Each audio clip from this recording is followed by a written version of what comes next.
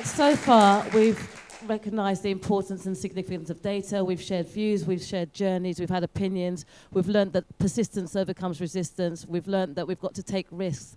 We have about 25 minutes now for us all to engage, and that's quality time. Remember, diamonds don't come as big as bricks. This is really valuable moment for all of us to share. So has anybody got a burning question for our panel? Oh, great, let's go.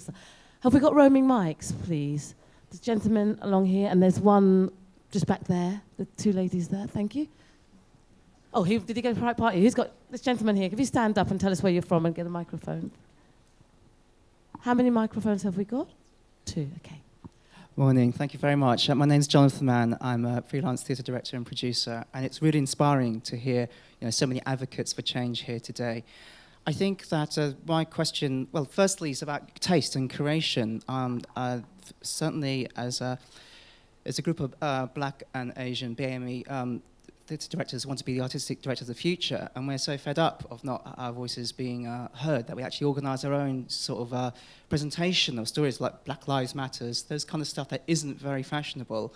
So I guess and the other thing that isn't fashionable either is the sort of the diversity within the diversity. For example, the British, Chinese and East Asian, they're the third biggest minority group, ethnic minority group, and yet there's been a whole lot of readings, amazing readings of some funded, some not, and sort of community organisations organising their own hubs now regionally to do their own stuff, all volunteers, but almost no engagement with the artists coming through, either from the entry level or even from those who want to make mid-scale work, want to make even access to the huge markets in China and South Korea, Japan, etc. So, in short, how do we open the doors to the diversity within the diversity? So, Indu, I think that's one for you. I'm sorry. As someone who is in a position who doesn't ever want to talk about it, but has had experience and is, how do we get past this? How do we broaden the curators of our culture? Can you pass the microphones back to that lady there in the black top while we answer? I don't pertain to have the answers, but it's taste, and when you have an agenda, but also, I know from my position at the Tricycle, I can't answer to everything. We have 2 or 3 productions a year. We're a small organisation with only 200 seats theatre. So there's a lot of forces that engage in what I think can sell and the voices I can bring on. So, we do work with some of the groups that, So, but I think this is a responsibility for all organisations, and I think it's an unfair, and I know you didn't ask me directly, Jonathan, but Brenda did, and it's diversity, and I think that is, the case of diversity has to be at the heart, I think, of the bigger organisations, because if it's led by all the smaller organisations, we are not resourced to answer all those questions. I only ask because I know you understand the frustration. I would like to say. Just say something about diversity within diversity. We've worked a lot, as you probably gathered, with artists from East Asia, from Korea, from China, Japan, Thailand, Southeast Asia, etc. One thing that we sort of dawned on us, that we weren't working with any women Chinese artists, and we're redressing that imbalance this year. We're showing Kan Zhuan from Beijing, but it's really important to not just think we've kind of ticked off the Chinese or the Japanese or the East Asian thing, but to look carefully within that category as well. Right, can I ask you to stand up if you've got a question, and to keep your questions as short as possible, and we'll try and get for as many people as possible. Thanks very much. My name's Hamida Ali. I'm the Equalities and Diversity Organiser for Equity. Really great to hear about the focus on data and how important that is. We've campaigned for that in the last year, specifically about actors and performers, and that we're going to be encouraging our members to make sure they're providing that information. 2 concerns on behalf of our members. Incidental casting. A lot of our members are concerned, particularly our members from diverse backgrounds, I mean that in terms of gender, disability, ethnicity across the board, are concerned that they're often getting cast in roles only where their diversity is relevant, as opposed to more incidentally where their background isn't relevant to the role that they're cast in. And I wondered how the creative case for diversity, how you think that facilitates greater incidental casting, where we think that's really going to a key way to drive up the volume of diversity on our stages. And secondly, in terms of access to work, it's great to hear Darren Henley's comments in the last week about how he's making representations to the Department for Work and Pensions about the cuts to access to work. Equity is certainly opposed to those cuts. And I wondered what the panel thought about how those cuts to access to work will work against the ambitions for increasing the representation of deaf and disabled people on stage. Sarah, would you like to take any of that on? I'm not sure this is working. Yes, that's fine. I think there is, just to take your last point, the access to work point, that is a really, really big issue. I know that the more mainstream, high-profile organisations that take on that battle, the more it's going to be won. And I'm absolutely sure that our Ramps on the Moon project will be able to address some of that. I think a lot of that particular issue is also about the complexities of that fund. And what we'll be doing is making sure that the people in our organisations across the 7 all that deal with HR situations all have good knowledge of how to work that system. On the incidental casting, I mean, that absolutely, I mean, that has been something that's been somewhat more won in a BMME context than it is in a different disabled context. But I think there are definitely movements in that direction. I know Roxana Casting, the government inspector, she's not thinking about anybody's diverse background or their disability. She's thinking about the best actor for that part. I think we need to continue to create these opportunities for audiences to get more accustomed and enjoyment and seeing the enrichment of having those very different faces and shapes and voices on the stage. It's slow, but I think it's getting there. Thank you. While we're going to the mic up in... Oh, there's one here, this lady here. Sorry, I wasn't being very subtle. That always works. It has to when you're this small. It's like, hello! Anyway, I was going to just ask the panel, but I'm actually particularly interested in an answer from Ruth, which is, imagine #creative case is hugely successful. And, you know, the aims of diversity being kind of incorporated are achieved. I would like somebody, and I'd love to start with Ruth, to paint the picture of what does that look like? What is that ideal future if this campaign is successful? Thank you, Karina. Is this on? Yep. Yeah. It would be wonderful that we could reach that utopia where people were valued on their talent and their skills, that we had truly inclusive castings where we don't need to go, I've got an inclusive cast with 2 wheelchair users and a deaf person, and that is what happens. We still have this them and us. But I do think there's the middle ground of we're getting actors now, we're getting people trained, but when it comes to casting producers and curators, we're not seeing those choices being made from the right sort of place. And it's frustrating because we keep getting pushed into the disability arts sector, say, for our work, rather than having more opportunities wider. And I do think in some of the things I was talking about, it's a lot of fear.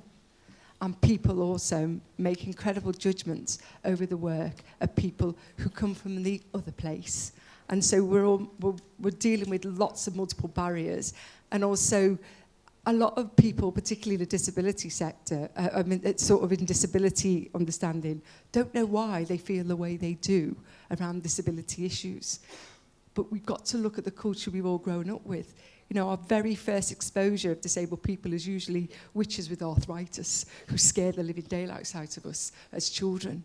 So we've got those big hurdles to try and deal with. So we're on a journey. There's opportunities to see things done, but it will take time. And this isn't going to be just done in a 3-year programme, because we've got to be training people constantly to implement change and challenge themselves and take those risks and enjoy the creative juices that flow when you work from very different places. Thank you. Can you, the lady with the black, that's it. Yeah. Hello, thank you. My name is Jenny Williams. I'm an independent producer and part of a group of practitioners of colour that put together the Just Culture Manifesto back in 2013, calling for a just and fair cultural economy. And it's a great pleasure to be here to see that maybe we're starting to move towards it.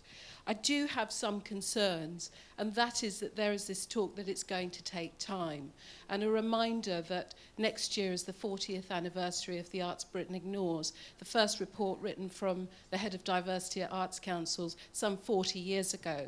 I would like to hear, yes, it will take time, but we have a time frame, and I didn't hear that today. I'd also like to hear what success looks like and a sense of accountability back to our audiences and the taxpayers that are paying for us to be here. And I would also like to put forward that accountability back to those people, practitioners, who have been left out of the infrastructure, and perhaps that the conversation can also occur with them and with us, and we can be part of this conversation. Can somebody get a mic to Peter? Because Peter, I think this is one that you'd probably be able to answer. If you do have public funding, should you be publicly accountable? And if you're not coming up to scratch, what can be done? Should funding be pulled? You know, it has been said on here before that we should stop pussyfooting about. Do you think it's time to stop pussyfooting about, that we do need to get tough? I don't think anybody's arguing in favour of pussyfooting, no. No, I say we must stop pussyfooting. Just to be clear on that one. I think the very point you've made, that it's taken 40 years, is precisely the point I was trying to make. It's fine to feel good by saying we're going to have massive change today, now, immediately, and you can feel good and you can applaud it. But it's not realistic, is it? What we need is sustained effort to make real change, and that's what you're hearing from everybody at the Arts Council, and you'll hear it from my colleague Abid at the end of the session. In terms of accountability, that's exactly what today is about. It's great everybody's here. It's great everybody's committed to it. It's great that you've got funded organisations standing up and being counted and telling you what they're doing. And it's great, in my opinion, the Arts Council is now committing itself. It's revealing its statistics. It's going to measure itself year by year and say, are we making progress? So, of course, you should pressurise and call for more. And, of course, you should campaign for more. But my point was about realism. Nobody was taking a backward step. Thank you. Adrian, what's your opinion? You've seen how important data is. What do you think? Once you've got that data, how quickly do you think you can respond? Or do we, as has just been said, we have to be patient, we have to be realistic, how long this change is going to take to be effective and for us to deem it successful? Well, I think it's interesting in the context of the very positive spending review results for Arts Council England, that this government, even this government, are valuing the contribution of arts and culture to society and its economic value and its place in our country. I would like a conversation around diversity, whether that's in terms of ethnicity or socio-economic diversity, that isn't necessarily a moral argument, that is a strong economic, financial, creative argument. I'm glad it's the hashtag creative case. I feel very strongly that the past 60 years has been in some ways a big success, particularly around if you start talking about class, about free education and all the rest of it. It reflects, the many successes we've had culturally as a country have come about through people from all kinds of backgrounds and from across the country. And the worry is that changes dramatically, particularly around the cost of education. I think it's a massive problem, a massive barrier for many young people from all kinds of non-privileged backgrounds. And that represents an economic problem, a creative problem. So we're not just talking about a soft moral argument here, we're talking about how important culture is for the country and what makes our culture interesting, what makes it successful. And it's successful because it reflects the country that we are, which is an incredibly dynamic, diverse set of people. So we've already heard a range of very successful initiatives that are taking part. Who's got the mic? I can't see. Can you put your hand up? Can you stand up, please? Thank you. Hi, I'm Mandy Fenton. I'm an actor and also founder of Equal Rights, which women are not seeing represented on stage. Some of what I was going to say actually dovetails with what you were saying. 40 years. As Hamida said, with Equity, we have been campaigning for the Arts Council to now produce more accurate data reflecting the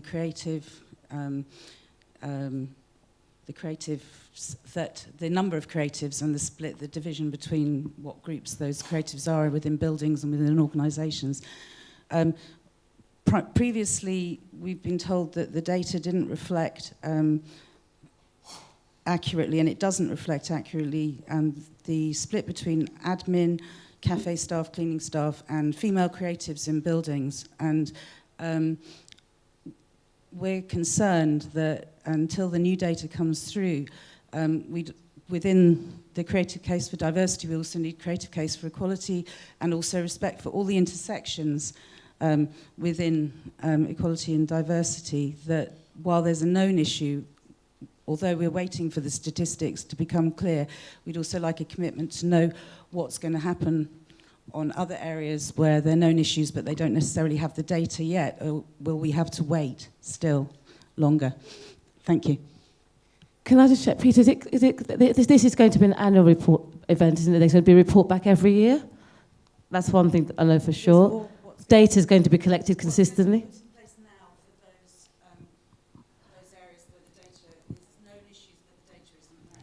The question is what? Sorry, can you repeat your question clearly? The question is what provision will we put in place now for the areas where the data isn't yet there, but there are known issues because there is, for example, data elsewhere that supports the fact that there are problems in other areas that the Arts Council haven't yet flagged out. We'll touch on that at the end. Okay, that'll be up in the summary. Can I have another question? A gentleman there? Yes, you. Pass the microphone backwards. My name's Javad Alipour. I'm a writer and director in theatre from Bradford. My question was about maybe a little bit more, slightly more abstract. It's like one of the things I found really inspirational on someone was saying was that question of from the book Contemporary Theatre and Disabled Artists. Not a book I know, but that thing about going, perhaps the outcome is to change people who aren't disabled in that context. For me, like looking at kind of racial and ethnic diversity and class diversity, which is more reflects my background and the kind of work I do, I look at those moments where the mainstream actually begins to get its taste changed. And just recently, obviously been in the Midlands and stuff, it's interesting that the point about pop music was raised, and there's that little scene around Nottingham, like artists like the Sleaford Mods and stuff, who just kind of coming into the mainstream now, we're actually explicitly taking on a lot of those questions. Or if you look more internationally through history, you get moments like the Harlem Renaissance or stuff like that, where there's feels like... What's your question? My question is for artists from diverse backgrounds to try and fundamentally change the mainstream, it seems they need to have an autonomy guaranteed to some degree as well. Given that there seems to be a move towards going, how do we get diversity into the mainstream? How do we balance that with having that autonomy in place so that people can start to kind of develop their practice and change the rules for themselves in the first instance? Right. You want to take that? Can I pass the mic to the lady then, the jumper? That should be probably my last question.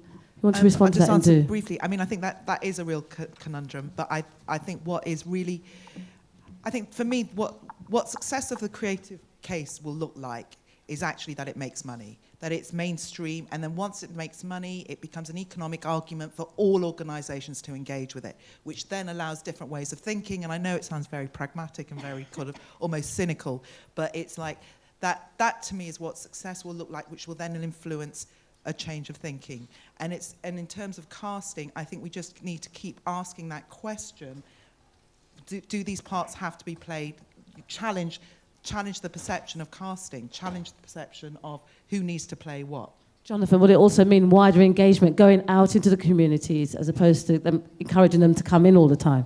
Yeah, I mean, and can I just respond to this idea of making money? Because, of course, I was the one who was arguing for free access to the visual arts, and we have a difficulty with this argument for making money, because it has to be a broader thing. And, we're talking about a civic economy or a national economy, whereby we're arguing for the benefits, but they are much harder to quantify. To at the end of the year, sort of add up the benefits of the investment that was made, and demonstrate, if you like, the sort of the profit. Sorry, again, the question about the... How important do you think engagement is? You've proved successfully that you have to literally go out into communities and encourage them to participate, because there seems to be this thing around this sort of circle of privilege in the arts that we still have to overcome. Well, I mean, it's clear that it's not a question of everybody coming to our venues, and that we must encourage people like us to go out to these places where there is low arts engagement. The reference to autonomy is something that I don't understand, because one is more than just one thing, and I mean, you can put yourself in one box, but everybody is a very complicated Venn diagram of different qualities. Okay, can I just get the final question here, I'm afraid, because we are seriously running out of time. I'll make it really quick. My name's Izzy Barrett. I run the National Youth Jazz Collective. I've got a huge challenge on my hands, which is that the music is still perceived by promoters and commissioners, band leaders, educators, that jazz is music made by men for men, and it's a real struggle at the moment to change and shift that. Only 5% of professional jazz instrumentalists are women at the moment, and only 5% of the professors at conservatoire are women, and yet 100% of the women I work with are very successful. The youngsters that I train are very successful and go on to become professionals. So for me, the question is not just for the panel, but it's for everyone in this room. If you could help me shift that culture, because promoters are not putting women on. They're saying because we'll lose our audience. Only 1 in 15 youngsters at conservatoire are having the confidence that women, or women studying the music, they're having the confidence to stay on. There's a real struggle that it's a macho music, and I'm really keen to break that. And I know that there are lots of barriers, hidden barriers that you've all experienced. Mine's more of a plea. With that knowledge and insight, could you help me shift that? By taking the music out of the jazz venues for a start. We need some strong women promoters, don't we? We're just about to set something up next year, because we see it's so bulletproof. Train women, female promoters. I mean, it's the same as audiences. It's all very well saying we're going to reach out to diverse audiences, but if the people reaching out to diverse audiences are white middle class men saying come and do our art, then it's not going to work, is it? So we need to make sure that the gatekeepers reflect the communities we want to work with. Thank you, Adrian. I'm afraid that we have run out of time, so it's not even worth putting your hands up. It is a debate that's going to go on and on. We have seen some changes. There is, as Peter pointed out, a lot more to do, and the fundamentalship is a collaborative one. So I'm sure this debate will continue. I'm sure those on the panel will continue taking action, as I'm sure you will. I guess, as they say, persistence overcomes resistance. I am going to call on stage now for a final word, the Director of Diversity at Arts Council England, to conclude the situation here, conclude it here. Abid Hussain. Abid, can you come? Oh, you're here.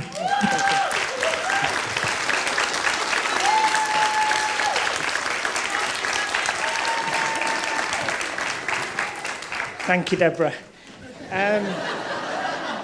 Good afternoon. Good afternoon. That's the rehearsed part of this closing session completed. I want to pick up from where Jenny Williams left, so she probably had a sneak peek at my starting notes. 39 years ago, Naseem Khan published a groundbreaking report, The Arts Britain Ignores. The report was published in 1976, 2 years before I was born. Today, I believe it's the art that is vital to our cultural and economic prosperity. It gives voice and aspiration to a new generation of artists from all backgrounds and protected characteristics that call Britain home. A generation of talent that refuses to fit into a tick box, but we do need you to fill those data returns in. Artists who are shaped by the multiplicity of their identities, but also their creative practice. Identity is complex. It means different things to different people. To my parents, I will always be Pakistani, even though the last time I went to Pakistan, I was 4 years old. To my daughters, I'm British, and to border control at airports around the world, I'm simply the Muslim with a beard. And it was wonderful this weekend to see the reaction of the British public with what happened in Leytonstone. And we had the You Ain't No Muslim Bruv Twitter hashtag trending. It's important we continue to have the conversations we're having about diversity, conversations that challenge us and hold us to account, and we're doing that right now. Conversations that also allow us to reflect, share and pause, but also change our direction of travel when things are not working. One of the key messages I'm hearing right now in the room is these are the things that are working, these are the things we need to do better. But for our conversations to be meaningful, we really need to follow them up with action. And action is a really key word that I want to take away from today.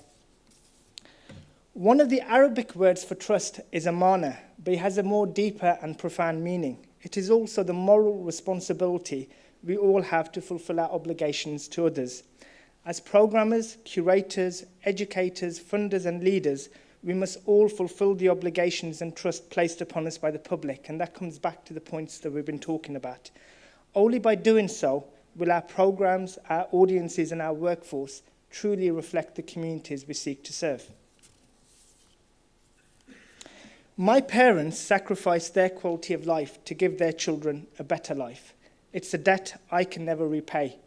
My father would always say to me, you'll understand when you become a parent. As always, he was right. Today, I'm reminded of the words of Malala Yousafzai. We only realize the importance of our voice when we are silenced. The most important gift I can give my daughters is a voice and the confidence to be heard. Arts and culture can give them that voice. But in order to do so, my daughters must see themselves and their stories, their identities and their traditions reflected on our stages, in our galleries and across our museums. And we've all been talking about that today. Only then will we truly create the conditions for them to become our artists, our leaders and our audiences for the future. If they remain invisible, they will remain voiceless. And that would be on our heads as the people who are making the decisions collectively across the sector to do what we're doing. If this was an Apple event, Tim Cook would probably have one more announcement to make. We have one more announcement to make. And this comes back to the point that Mandy Fenton was making. Today we're launching our Equality, Diversity and the Creative Case report. It's literally hot off the presses. And the report will look at diversity across the cultural sector between 2012 and 2015. We'll be publishing the report on an annual basis to monitor our progress. And coming back to the point that Mandy made, we're very, very clear about where we need more data, whether it's issues that we've talked about in terms of class, but also gender. So we will have more data, particularly around leadership and particularly around contracted and temporary staff. You can pick up a copy of the report on your way out at the registration desk, or you can download a copy from the website this afternoon. Collectively, we've been making the case for diversity for over 40 years. It was important then, and it's even more important now. As I speak, the creative case is trending on Twitter, and I did check before I came up. But if we can achieve that by convening a single conversation, imagine what is possible if we follow up our words with action. Thank you very much.